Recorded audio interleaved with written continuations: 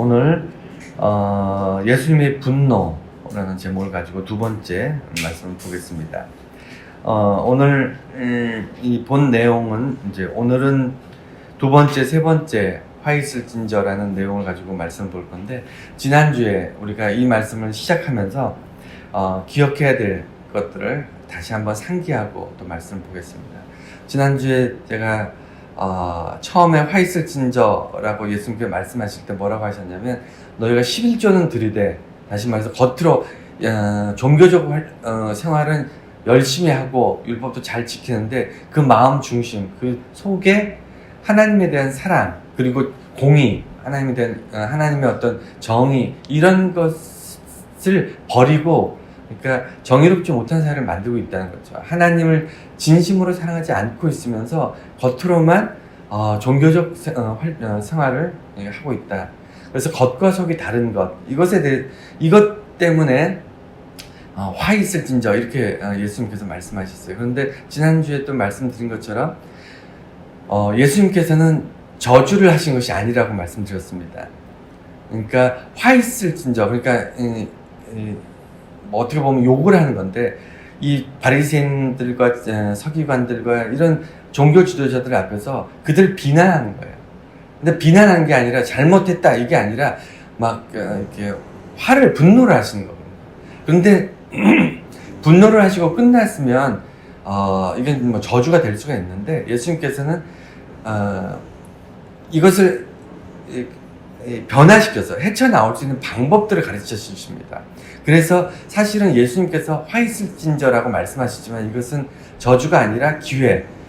사람들이 잘못된 길을 가고 있지만, 잘못된 선택을 하고 있지만, 잘못되게 살아가고 있지만, 그것을 가지고 책망하신 후에 예수님의 말씀에 따라서 방법을 듣고 그것을 행하고 변화를 주면, 예수님과 동행하는, 다시 말하면 예수님의 말씀을 순종하면 기회가 된다는 것을 이 바리새인들과 서기관들은 깨닫지 못했던 거예요. 그래서 지난주 시간에 첫 번째 화, 다시 말해서 겉과 속이 다른 것에 대해서 우리가 이제 깊이 있게 살펴봤습니다. 오늘은 이제 두 번째, 세 번째 화에 대해서 볼 건데, 두 번째 화는 뭐냐면, 보시면 뭐라고 돼 있죠? 너희가 그러니까 높은 자리에 앉는 것을 좋아하고 시장에서 사람들의 인사를 받는 것, 다시 말해서 사람들에게 인기가 있고 높은 자리에 앉아서 권력을 누리고 이런 것을 기뻐한다, 이런 것을 탐한다는 거예요. 누가? 바리새인들, 종교 지도자들. 이것 때문에 예수님께서 화 있을 진저라고 말씀하셨고, 그 다음에 또 하나는 평토장한 무덤 같다, 이렇게 얘기하세요. 오늘 이 두 가지를 가지고 또 말씀을 좀 보겠습니다. 사실은 우리가 예전에 복 있을지어다, 이 말씀, 예수님께서 팔복에 대해서 말씀하실 때 사실은 8가지 이야기를 하셨지만 궁극적으로는 한 가지거든요. 그게 뭐냐면, 하나님을 사랑하고 이웃을 내 몸같이 사랑하는 원래 이 율법 정신이 있어요. 이스라엘 사람들이 다 알고 있습니다. 거기서 세분화돼서 십계명도 나오고, 그 다음에 팔복도 나오고 쭉 나오는 건데, 하나님을 사랑하고 하나님을 사랑하게 되면 하나님의 창조물인 그 인간, 이웃들에 대해서 사랑할 수밖에 없고, 우리가 이웃을 사랑하게 되면 그들을 통해서 하나님을 사랑할 수밖에 없는 이런 관계들, 다시 말해서 하나님과 이웃을 사랑하는 것이 그 복의 근원이거든요. 똑같습니다. 화도 여러 가지 예수님께서 분노하시고 화를 내셨지만 하나예요. 하나. 그 정신 깊이 이렇게 파고 들어가면 딱 하나입니다. 나중에 이제 이 설교 모든 시리즈를 마치고 결론을 낼 때 다시 한번 말씀드리겠지만, 예수님의 분노의 핵심은 뭐냐면, 인간이 하나님 자리에 들어가면 안 된다는 거예요. 모든 문제가 그거 아닙니까? 교회의 문제도 그렇고, 일반 하나님을 알지 못하는 사람들의 문제도 그렇고, 사탄 마귀들의 문제도 그렇고, 인간이 저주받고 절망 가운데 지옥으로 들어가는 모든 문제가 뭐죠? 하나님의 영광을 가리는 거예요. 하나님의 자리를 인간이 들어가는 겁니다. 오늘 화 있을 진저도 똑같은 거예요. 자, 오늘 말씀 이제 주볼 쭉 보면, 예수님께서 구분된 분노, 오늘 이제 말씀 들어가기 전에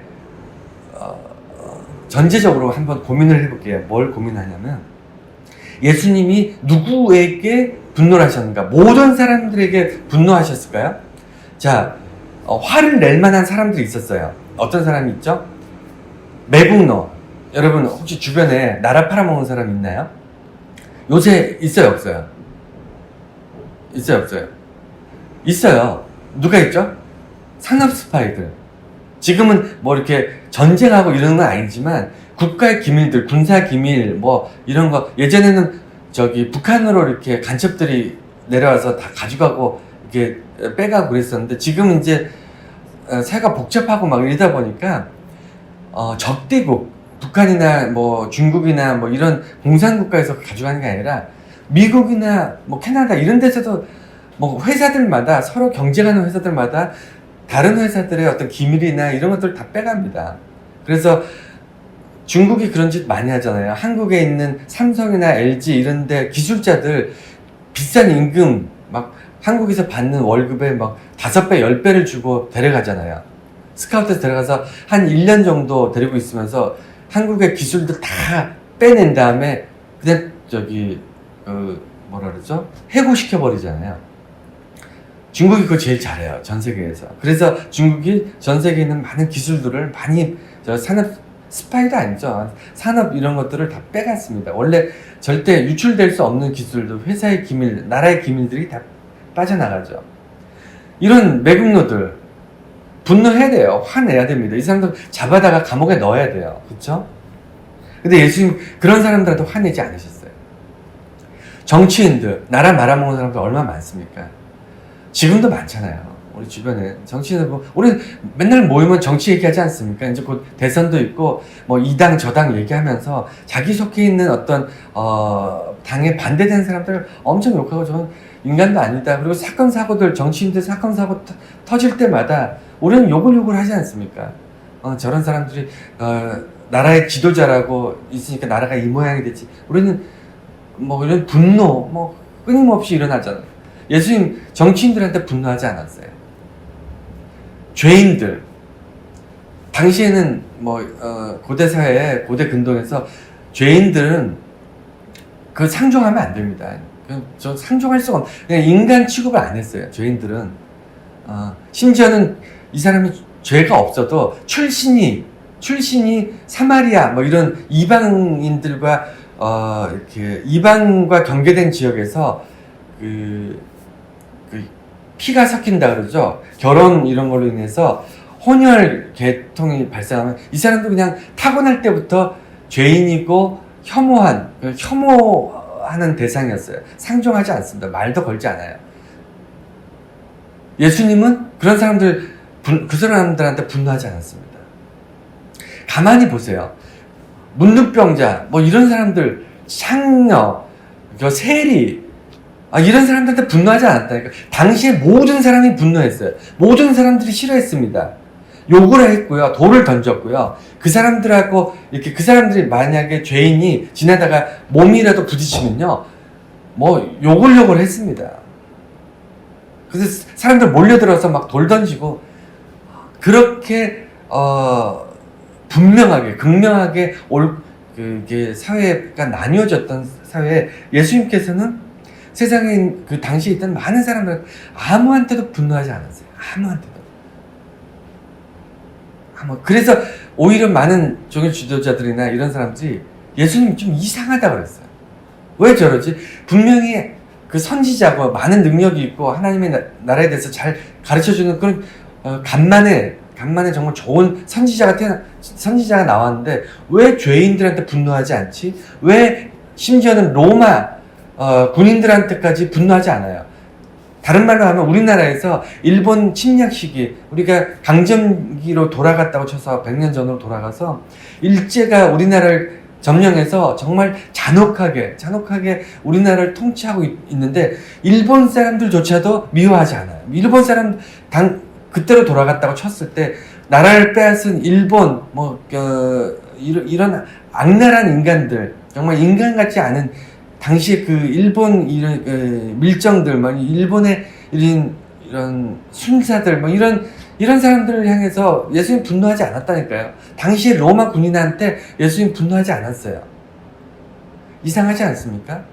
그럼에도 불구하고 분명하게 아주 정확하게 아주 단호하게 분노하셨던 사람들이 있는데 그게 종교 지도자였어요. 예수님은 종교 지도자들에 대해서는 일체의 타협이 없이 그들을 마치 잘 모르는 사람이 볼 때는 저주하는 것처럼 보였습니다. 아무한테도, 심지어 죄인이나 창기에 아니면 세리한테도 화를 내지 아니하셨던 예수님께서 종교 지도자만 만나면, 바리새인, 사두개인, 율법교사, 대제사장 이런 종교 지도자들만 만나면 불같이 화를 내셨어요. 그래서 구분된 분노, 예수님 왜 그들에게만 화를 내셨는가, 이거를 알아야 돼요. 그래 이 복과 화, 예수님의 복이 무엇이고 예수님의 화가 무엇인지를 좀 이해할 수 있게 됩니다. 그래서 누구에게만 화를 냈냐면 종교 지도자, 바리새인, 서기관, 대제사장, 뭐 율법교사 이런 사람들의 종교 지도자들에게만 분노를 하셨는데 왜 그렇게 그들에게만 분노를 하셨는가? 지금으로 따지면 목사, 장로, 권사, 예수님께서는 이 사람들에게만 분노하셨어요. 심지어는 교회를 핍박하는 무슨 뭐라고 할까요?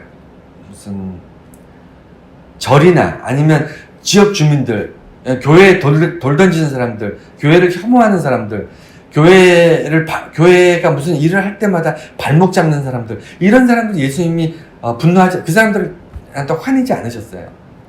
누구한테 화내셨냐면 목사, 장로, 권사 이런 사람들한테만 화를 냈어요. 아니 예수님 왜 그러셨을까? 도대체 종교 지도자가 뭘 그렇게 크게 잘못했다고? 나름대로는 열심히 살았던 사람들인데 바리새인들 정말 열심히 살았거든요. 대제사장들 자기 일생을 예수님 하나님께 봉사하며 살았는데 뭘 그렇게 잘못했다고 예수님은 화를 내셨을까? 그 원인을 정확히 알아야 오늘날 우리가 살아가는데 우리가 종교적인 삶을 사는데 우리가 실수하지 않습니다.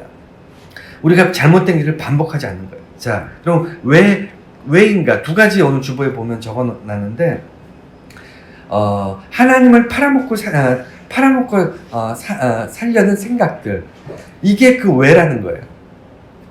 그러니까 예수님께서는 아무도 심지어는 죄인들까지도 화를 내지 않았는데 왜 종교 지도자들에게 화를 냈냐면 이들이 사람들한테 엄청난 영향을 미치는데, 왜냐하면 당시에는 공교육이 없었어요. 학교를 다니지 않았습니다. 당시 2000년 전 이스라엘 사회, 당시 이스라엘뿐만 아니라 거의 모든 사회가 공교육이 없어요. 공교육이 없기 때문에 바리새인들이나 율법교사가 가르치는 법령, 다시 말해 하나님께서 제정하신 어떤 법, 이것을 배우는 게 교육의 전부였습니다. 이 교육으로 인해서 뭐가 바뀌냐면 내가 어떠한 삶을 살아야 되는가, 무엇이 옳은가, 무엇이 그른가, 어떤 것이 이 사회에서 내가 바른 삶을 살 것인가. 이 교육이 잘못되면요, 우리가 잘 알잖아요. 교육이 잘못되면요, 사람들의 집단은 범죄 집단이 될 수가 있어요. 대표적인 게 나치 아닙니까? 일본의 군국주의, 이런 것들이 다 교육을 잘못시켜서 사람들한테 군국주의 교육이라든가 나치 뭐 이런 교육 시켜가지고 정말 멀쩡한 사람들이 그 유대인들을 학살하는데 아무런 양심적 가책을 느끼지 않습니다. 인간을 거의 악마를 만들 수 있어요. 왜냐? 다른 교육, 다른 사고를 다 지워버리고, 공산주의가 그렇잖아요. 다른 것을 배우지 않아요. 오직 딱 하나만 배워요. 공산주의만 배우고 나치즘만 배우고 일본의 군국주의, 이런 한 가지 교육만 시키면요, 거기에 세뇌된 인간들은요 인간이 더 이상 인간이 아니에요. 똑같습니다. 당시 2000년 전에 모든 사람들을 교육하는 것은 율법교사나 바리새인 같은 사람들인데 그들의 교육은요 하나님의 율법을 가르치는 거였어요. 하나님의 관하에 가르치는 거였어요. 어떻게 보면 이것을 배움으로써 사람들은 어떻게 살아가야 될지, 그리고 어떻게 사는 것이 옳은 일이고 잘못된 것이고 어떻게 사는 것이 우리가 삶을 가치 있고 복되게 사는 것인지를 이 율법교사나 바리새인들이 가르쳐준 지식을 바탕으로 그렇게 살아가는 겁니다. 그러니까 어마어마한 영향력을 가지고 있는 거죠. 학교가 없는 시대, 공교육이 없는 시대, 모든 사람들에게 이 종교적 교육을 하는 이들의 영향력은 거의 절대적이었어요. 그렇기 때문에 많은 사람들이 이 종교 지도자 바리새인들을 하나님을 대하듯이 정말 극진하게 섬겼습니다. 그런데 이게 주객이 전도되기 시작한 거예요. 무슨 얘기냐면 어디나 그렇습니다. 사람은 권력을 주게 되면 이게 권력이거든요. 사람들이 인사하고 높은 자리에 올라가고 말 한마디에 많은 사람들이 그 사람의 말에 순종하고 이러면 절대적 권력입니다. 여러분 목사가요 별거 아닌 것 같지만 엄청난 권력을 누리는 사람이에요. 목사들이나 이런 사람들이 한마디 한마디에 정말 많은 성도들이 그것이 옳다고 생각하고 그냥 따르잖아요. 거기에 반론 제기하지 않고 그것이 하나님 뜻이구나 이렇게 생각하고 따르지 않습니까? 그래서 얼마나 많은 폐단이 있습니까? 여러분 지금도 전병욱 목사, 지금 목사라고 제가 말하는 것은 공식 직함이기 때문에 말하는 건 저는 사적인 자리에서 절대로 목사라고 얘기하지 않습니다. 전병욱 이런 사람은 그냥 정치인이에요. 자기 정치인을 위해서 하나님과 자기 성도들과 교회를 이용해 먹지 않습니까? 당시에도 똑같은 거예요. 이 폐단, 전병욱이라 맞죠? 전병욱. 전광훈. 죄송합니다. 전병선. 이게 지금 뭔가 이렇게 두 개가 섞여가지고. 전광훈. 죄송합니다. 전광훈. 이 사람이 얘기하는 것에 따라서 거기 패거리라고 얘기하는데 저는 그 사람들 교인이라고 생각하지 않거든요. 그 패거리들은 그 사람의 말이 하나님 말이라고 생각해서 그 주변 사회, 그 이웃들을 예수님은 이웃을 내 몸같이 사랑하라 했는데 이웃들을 엄청난 고통에 빠뜨립니다.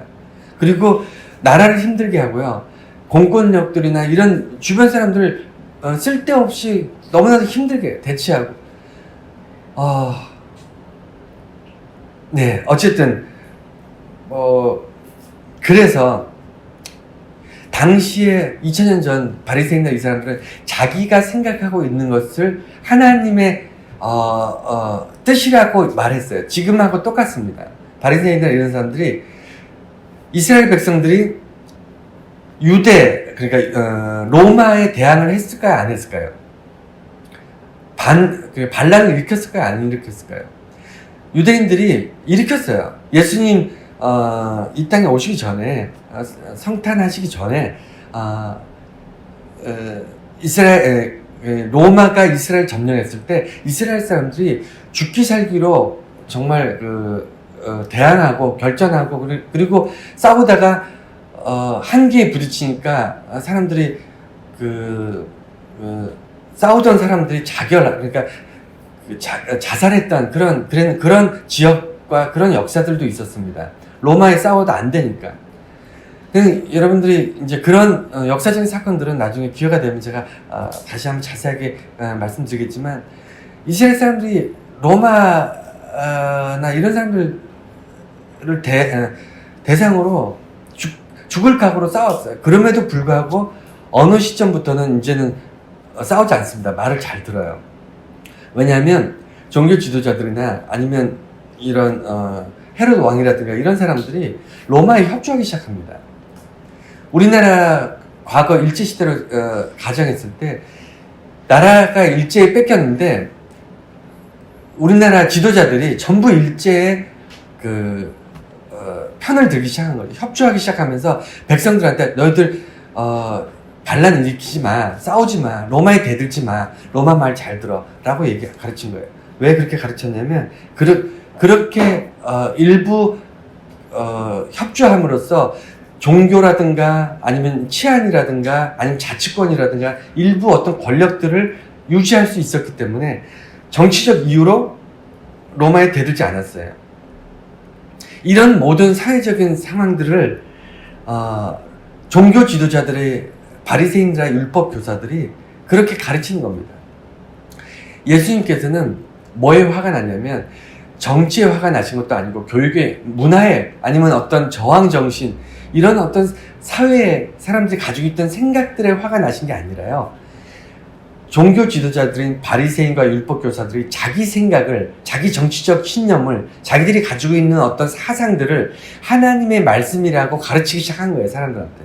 그래서 사람들이, 일반인들이 옳고 그름의 기준이 달라지기 시작한 겁니다. 잘못되기 시작한 거예요. 하나님께서 옳다고 말씀하신 것을 일반 사람들이 그것을 기준으로 옳게 생각하지 않는 겁니다. 그래서 화가 나죠. 그리고 또 화가 나시는 이유는요. 왜 아무에게도 화를 내지 않았는데 왜 종교 지도자에게만 화가 나셨냐면 바리새인과 서기관과 이런 사람들은 대체 불가해요. 대체 지금 현대로 생각했을 때 소방관들은 대체가 됩니까 안 됩니까? 어떻게 생각해? 영주야, 소방관 대체가 돼? 안 돼? 대체가 되지. 시간이 좀 걸릴 뿐이지만 대체가 되잖아. 왜냐면 소방관이 없으면 빨리 사람들 뽑아가지고 훈련해서 그러면 한 몇 달이면 소방관 대체가 됩니다. 경찰이 없으면 대체가 됩니까 안 됩니까? 경찰 돼요. 당장은 취향이 어려움이 있겠지만 지원자들 뽑아서 훈련시키고 뭐 그러면 시간이 좀 걸리지만 한두 달 지나고 뭐 서너 달 걸리면 대체가 됩니다. 군인이 없으면 됩니까 안 됩니까? 돼요. 의사가 없으면 대체가 됩니까 안 됩니까? 된다니까요. 시간이 문제지 대체가 됩니다. 그런데 종교 지도자들은 대체가 안 돼요. 기본적으로 왜 안 되냐면 이 지파, 출신이 달라요. 이스라엘은요, 하나님께서 하나님께 예배하고 하나님 일을 하는 사람들, 오직 하나님의 말씀을 가르치고 제사를 하고 하는 이런 사람을 레위 지파라고 해서 그냥 지파를 딱 분리를 시켰어요. 12지파 중에 한 지파를 분리시켰어요. 다른 지파에서 이걸 할 수가 없습니다. 예. 아무리 똑똑하고 열심히 있고 아무리 내가 마음으로 내가 대제사장이 되고 싶다라고 한다고 될 수 있는 게 아니에요. 지금은 목사님 되기 쉽죠. 지금 목사님 되기가 쉽습니다. 저도 목사가잖아요. 저 같은 사람도 목사가 되어 있지 않습니까? 장로님, 권사님, 이게 불가능하지 않아요. 타고날 때 정해져 있지 않습니다. 그렇지 않습니까? 열심히 하면 또 됩니다. 또 주변에 또 많이 있고. 그런데 바리새인이나 율법교사나 이런 사람들은 자기가 하고 싶어서 되는 게 아니에요. 출신이 달라야 되고요. 그 다음에 어릴 때부터 바리새인 파에서 교육을 받아야 돼요.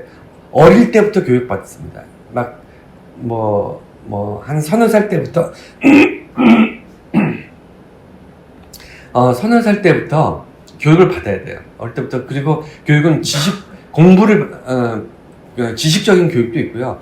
생활에 대한 어떤 종교적 생활을 하는 그런 교육도 있고, 마치 중세 수도원처럼 굉장히 엄격한 교육을 받아서 평생을 살아가는 게, 그리고 바리새인들이고 서기관들이고 사두개인이고 다 종교 지도자들 그렇게 살거든요. 이 사람들이 없으면요 대체할 수가 없어요.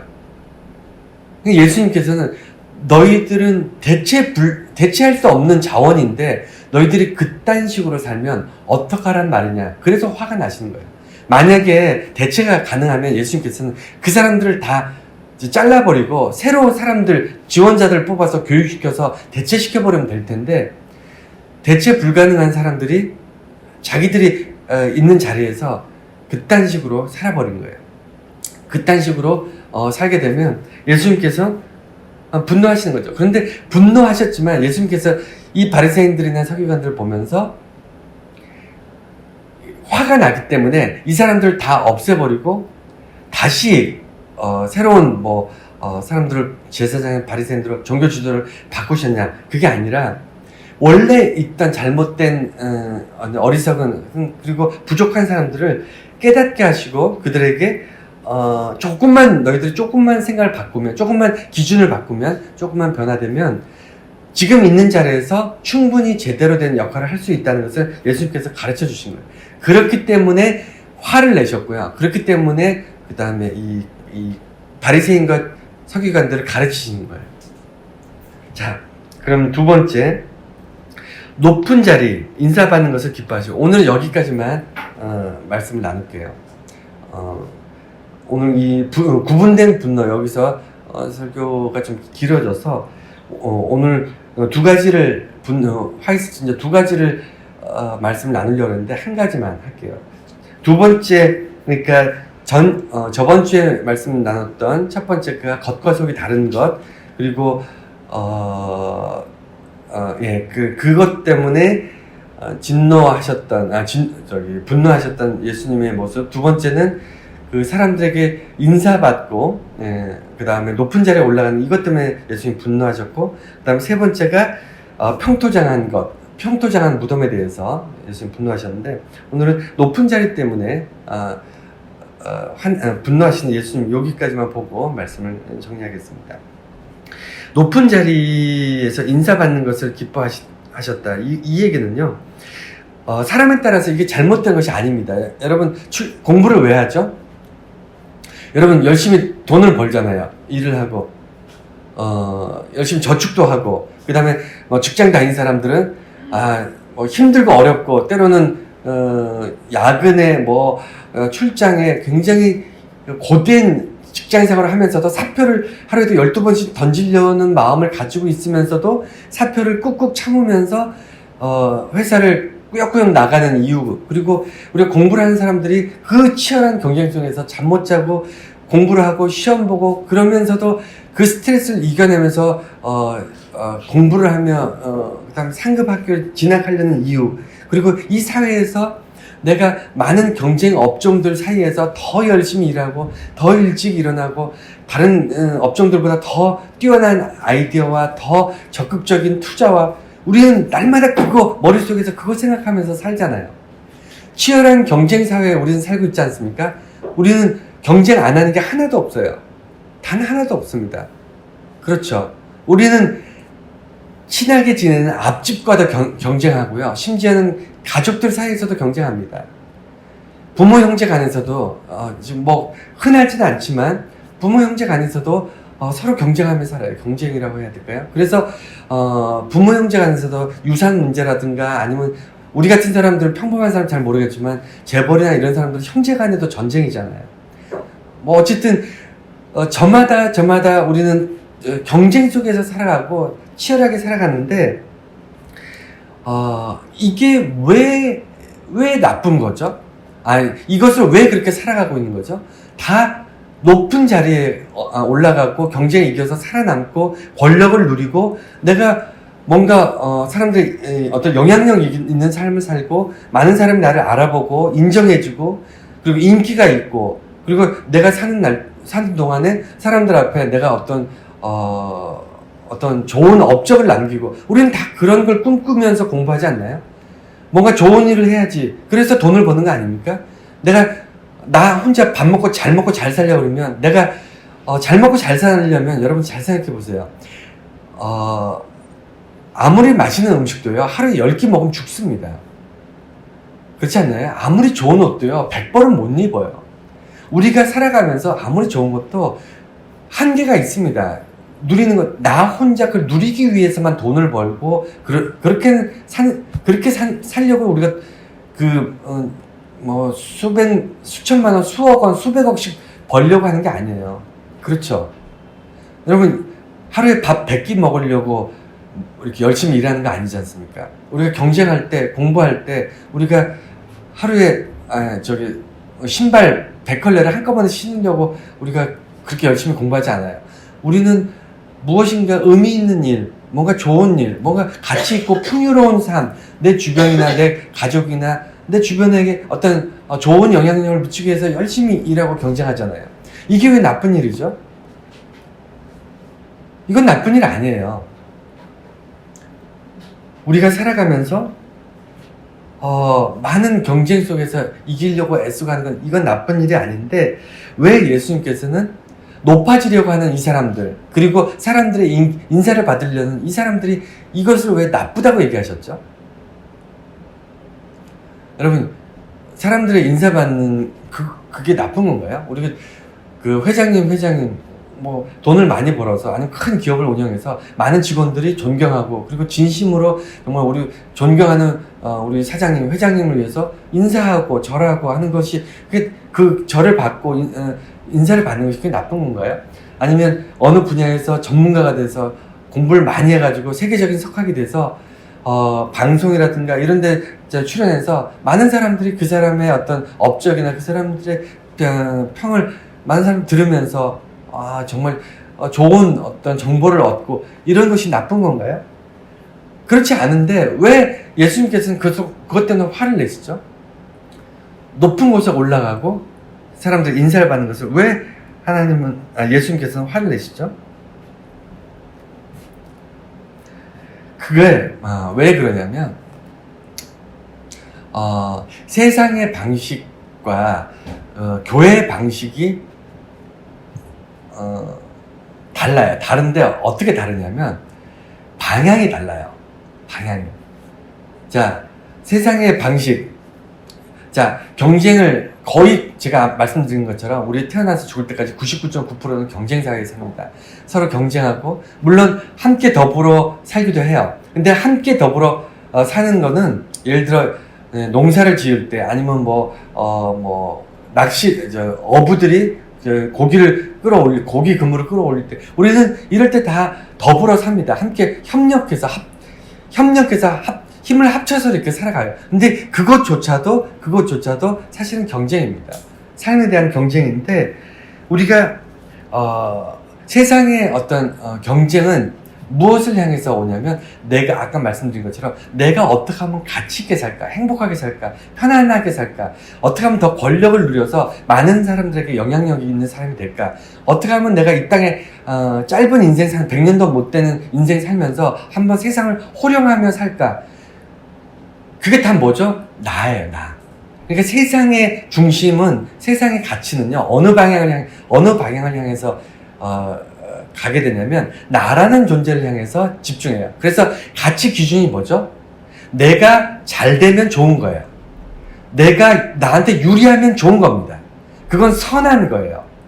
어떤 일을 할 때 그것 결과가 나에게 좋은 일이면 그 일은 내가 치열하게 경쟁을 할 만한 일입니다. 그것은 내가 반드시 이루어내야 될 일로 생각을 해요. 그것의 결과가 다른 사람이 죽든 말든 상관이 없어요. 그것이 세상의 가치예요. 모든 그 경쟁의 방향이 나라는 것. 그게 세상의 방식이에요. 그래서 우리는 태어나서 죽을 때까지 거의 99.9% 나는 어떻게 살 것인가? 내가 어떻게 되었을 때 행복한가? 내가 어떤 것을 경험할 때 무엇을 먹고 무엇을 입고 어디서 살고 누구랑 어울리고 할 때 내가 행복한가들을 잘 점검해서 내게 좋은 것을 추구하며 삽니다. 방향이 나죠. 그러면 교회에서 얘기하는 건 뭘까요? 방향이 다르다 그랬죠. 우리가 똑같이 경쟁해요. 똑같이 애씁니다. 수고해요. 아침부터 저녁까지 노력합니다. 세상에서 노력하는 것처럼 교회에서도 노력해요. 근데 뭐가 다르냐면 방향이 하나님이 기뻐하시는 게 뭘까를 생각하는 게 교회예요. 그 방향이 다른데 이 방향이 다른 것 때문에 삶의 모양이 전혀 다르다는 거예요. 하나님이 기뻐하시는, 하나님이 좋아하시는 게 뭘까? 이 방향으로 살게 되면요, 굳이 내가 좀 불편해도 감수해요. 내게 손해가 되고 오히려 내 주변에 있는 사람한테 유리해요. 나는 손해가 되고 나는 좀 손해가 되고 내 주변에 있는 사람한테 더 유리할 수 있는 일, 그 일을 하나님께서 기뻐하시면요, 그 일을 하잖아요. 그러니까 세상 사람들은 이해를 못하는 거예요.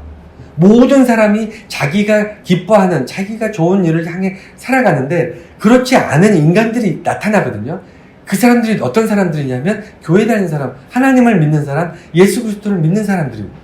그래서 세상 사람들이 이상한 집단이다 이렇게 얘기하는 겁니다. 그런데 높은 자리에 올라가는 것, 그거 문제 아니에요. 교회 다니는 종교 지도자도, 목사님이나 장로님이나 권사님도 높은 자리에 올라갈 수 있어요. 그거 자기가 올라가고 싶어서 올라가지는 게 아닙니다. 주위에서 올려주는 거잖아요. 여러분 국회의원 하고 싶다고 그냥 되나요? 절대 안 됩니다. 투표해서 지역 주민들이 추천해줘서 자기들의 권리를 이양해줘서 뽑아줘서 대표로 그 지역 주민들의 대표로 뽑힌 게 국회의원이잖아요. 그렇지 않습니까? 똑같아요. 높은 자리라는 것은 내가 올라가고 싶어 올라가는 게 아니고 주변 사람들이 이렇게 밀어줘서 올려줘서 올라가는 게 높은 자리입니다. 권력이라는 것은 나는 권력을 갖고 싶어 해서 권력 갖는 게 아니고 소소한 작은 권력들을 다 모아서 한 사람에게 몰아줘요. 그래서 큰 권력을 갖습니다. 그런데 그렇기 때문에 종교 지도자들, 바리새인이나 율법교사 이런 사람들이 갖고 있는 어떤 권력들, 사람들이 그들에게 인사하고 그들을 존경하고 하는 것들은 그건 나쁜 게 아니에요. 그건 뭐 막을 수가 없어요. 사람들이 그렇게 하겠다는데 어떻게 막습니까? 사람들이 누군가를 존경하겠다는 게, 사람들이 어떤 목사님을 존경하고 어떤 장로님을 존경하고 어떤 권사님을 존경하겠다는데 어떻게 막아요? 나 존중하지 마. 나한테 인사하지 마. 내 말 나에게 권력을 주지 마. 이게 말이 안 되는 얘기죠. 그런데 예수님께서 여기서 중요한 얘기를 하시는 게 뭐냐면 의도적으로, 그러니까 높은 자리에 올라가거나 인사받는 것을 피할 수는 없지만 종교 지도자들이 그것을 기뻐하더라는 거예요.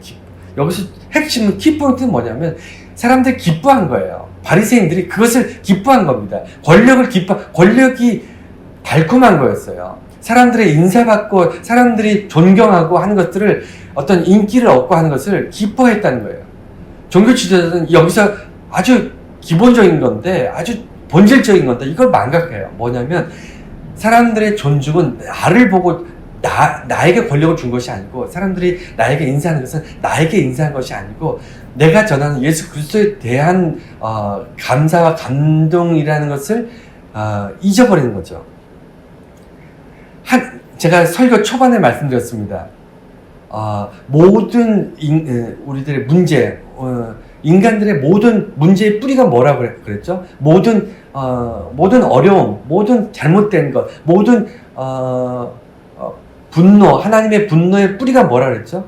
인간이 살면서 고통스럽고 삶이 고된 그 원인, 뿌리가 뭐라 그랬죠?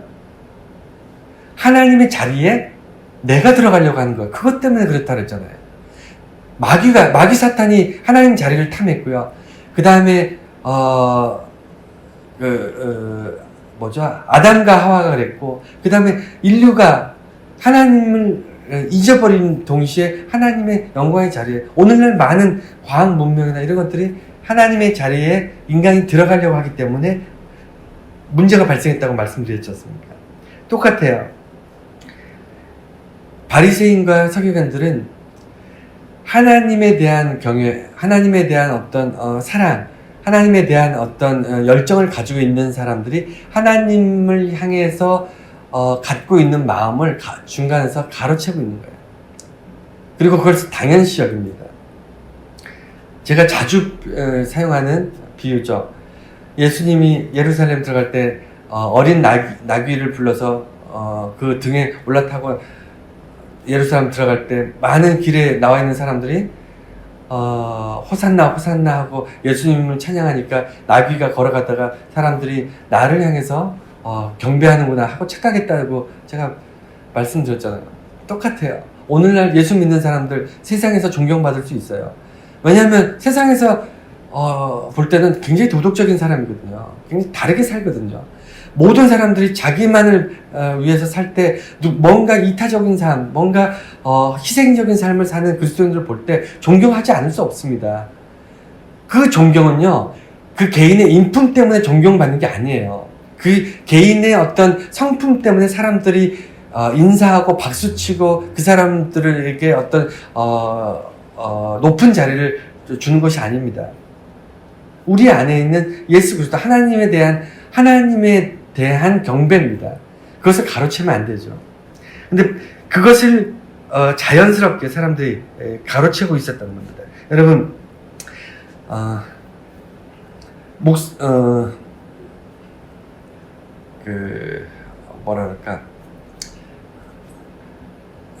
소방관이요. 그게 소방관 얘기를 했으니까. 소방관이 그 낚시를 너무 좋아해요. 그 잘못된 거예요?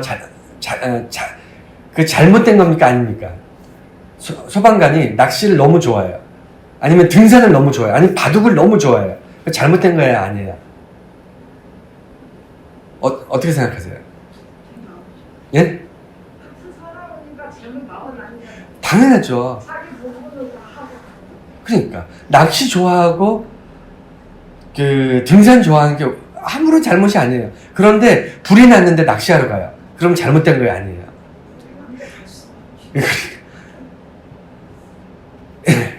그게 중요한 거예요. 지금 예수님의 분노는요, 이스라엘 백성들, 그러니까 이스라엘 백성들 그리고 우리들에게 지금 예수님께서 분노하시는 이유가 뭐냐면, 우리가 뭔가 세상에 빠져서 뭔가 그것만 좋아하기 때문에 분노하시는 게 아니라, 예수님은 설교 초반에 말씀드렸듯이 죄인도 사랑하세요. 그 창기나 아니면 그 세일이나 그 로마의 백부장도 예수님께서는 분노하지 않으셨어요. 그들도 사랑하셨다니까요. 문둥병자도 사랑하셨습니다. 죄인들도 사랑하셨어요. 우리가 죄 짓는다고, 우리가 세상 사람들하고 똑같이 어울려가지고 죄 짓고 산다고 우리에게 화내시는 분이 아니십니다. 예수님은요, 우리가 실수하고 죄 지을 수 있다는 거 알아요. 근데 예수님의 분노는 뭐죠? 소방관이 불이 났는데 낚시하러 가는 것 때문에 화가 나시는 거예요. 낚시를 좋아하고 그 다음에 바둑을 좋아하고 하는 건 그건 얼마든지 할 수 있습니다. 하지만 불이 나면 불 끄러 가야죠. 경찰이 도둑이 나타나면 도둑 잡으러 가야죠. 그렇지 않습니까? 그리스도인들이 정말 하나님의 뜻에 따라 살아야 되는데 365일은 아니더라도 하나님께서 원하시는 때에 하나님께서 우리를 부르시고 하나님께서 정말 선택하길 원하시는 그런 삶의 모습을 살아야 되는데, 그때마저도 우리는 우리 자신을 위해서만 내가 사람들로부터 인사를 받고 높은 자리에 올라가는 것을 기뻐하는 것으로 내 인생을 꽉 채워버리는 그런 인생들이 우리의 삶이 되서는 안 되지 않느냐, 그 말씀을 드리는 겁니다. 네, 우리 권력의 중독 이 부분도 이제 여러분 충분히 제가 여러 번 말씀드렸기 때문에 충분히 이해하실 겁니다. 우리가 한 번 맛본 이 권력은 절대로 자기 손으로 놓을 수 없다는 걸 제가 여러 번 강조했듯이, 이스라엘 백성들 중에서 지도자들, 사람들에게 하나님에 관하여 말하는 사람들이 어느 순간 권력을 맛보고 그 권력이 스스로 자기 손으로는 그 권력을 놓을 수가 없기 때문에 인사받고 그 다음에 높은 자리에 올라가는 것을 당연시 여겼던 그 시대에 예수님께서 그들을 향해서 분노하셨다는 것 기억해 주시고, 다음 주에는 평토장한 무덤. 평토장이라는 게 뭐냐면, 무덤이 어떻게 생겼죠? 이렇게 무덤에는 반드시 뭘 하죠? 땅을 파서 사람을 묻고 나면 반드시 뭘 하게 돼 있죠? 예, 봉분을 쌓죠. 이렇게 동그랗게 봉분을 하거나 아니면 묘비, 이렇게 뭘 표시를 하게 돼 있습니다. 그죠?